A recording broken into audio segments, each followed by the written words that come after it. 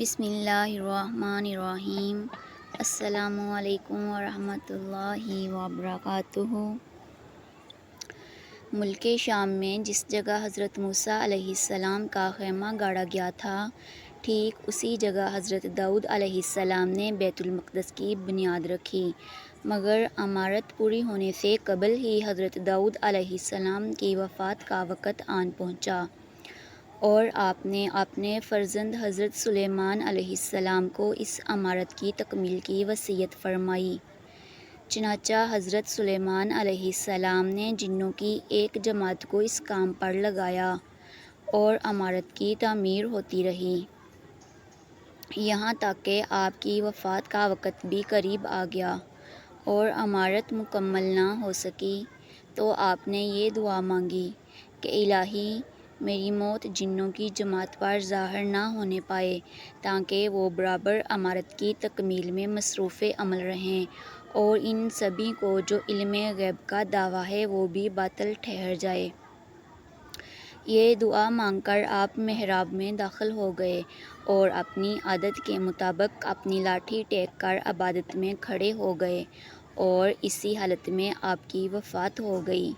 مگر جن مزدور یہ سمجھ کر کہ آپ زندہ کھڑے ہوئے ہیں، برابر کام میں مصروف رہے، اور عرصہ دراز تک آپ کا اسی حالت میں رہنا جنوں کے گروہ کے لیے کچھ باعث حیرت اس لیے نہیں ہوا کہ وہ بارہا دیکھ چکے تھے کہ آپ ایک ماہ بلکہ کبھی کبھی دو ماہ برابر عبادت میں کھڑے رہا کرتے تھے۔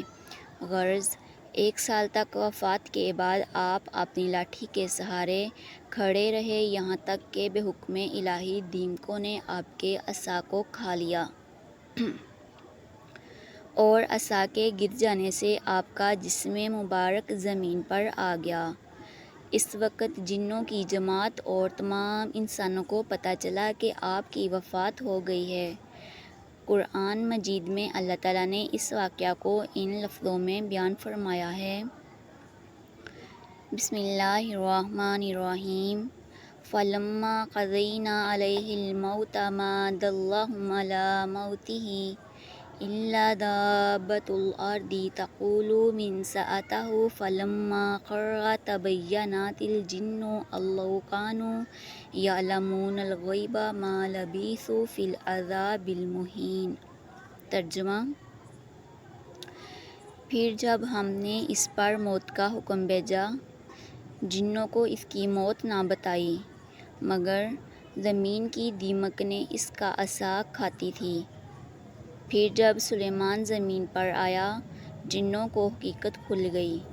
اگر غیب جانتے ہوتے تو اس خواری کے عذاب میں نہ ہوتے۔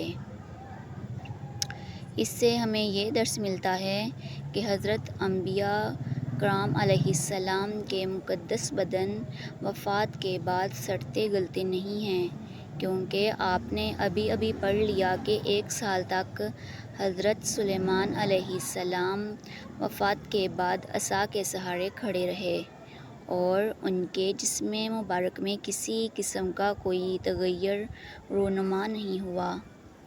یہی حال تمام انبیاء علیہ السلام کا ان کی قبروں میں ہے کہ ان کے بدن کو مٹی کھا ہی نہیں سکتی۔ سبحان اللہ، ماشاء اللہ، جزاک اللہ۔